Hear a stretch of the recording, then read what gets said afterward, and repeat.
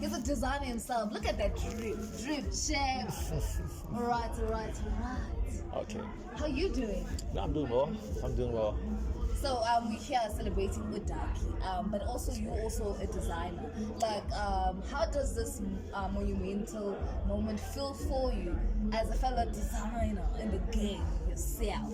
Look, this talking about feeling. This for me, I feel like this is one of the best experiences I've had so far this year because of the vibe. Firstly, the vibe. Yes. I mean, I'm surrounded by a lot of great names, great artists, creatives as well. Yes. So I would say this whole thing feels special, and I'm really honored to be invited.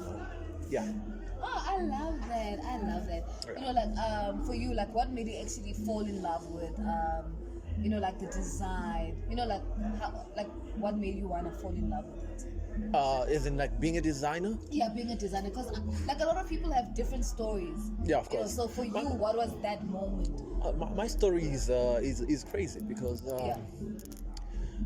my granddad was in the textile industry. Yeah. He was working for one of these companies that used to call Facebook back then.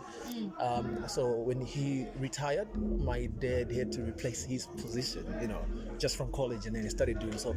I grew up seeing my dad on a sewing machine, designing things, pieces nice. and all that. And usually every son wanna be like his dad, so I just developed that thing of creating things from scratch, because I would see him getting a roll of fabric, So cutting it into basically, you're pieces. not asleep or So I took it from there, and then I kind of like ignored it. When you grow up now, you want to be different. Yes. As a kid, you want to be like your dad. The more you grow, you're like, nah, I don't want to be like him. Yeah.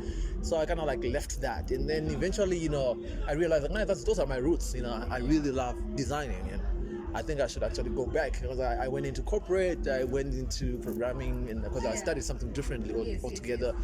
But then eventually I realized, like, nah, man, I need to get back to my roots, and that's how I so it's something that I developed love for when I was a kid, and it kind of like died and like resurrected again, No, but that is so beautiful. Yeah. Like I'm sure your people are very proud of you. I think so. I think so. Not even a question. Yeah, I guess so. Yeah, but yeah, of course, I'm proud of myself now. Yeah. So like for you, like you are a designer, right? Like That's right. where you, like do you think the design or like how design is viewed in Africa is where it's supposed to be? Man, so it's a very challenging I think question because how it's viewed, it's certainly different from how everyone individually feels it. Yeah. Myself, how I feel it, I feel like we obviously have the best talent, designers. True. But we are not as exposed. Mainly, I think we're still developing. Mostly our economies are still developing. We are first generation, designers, and so it's not the way it's supposed to be.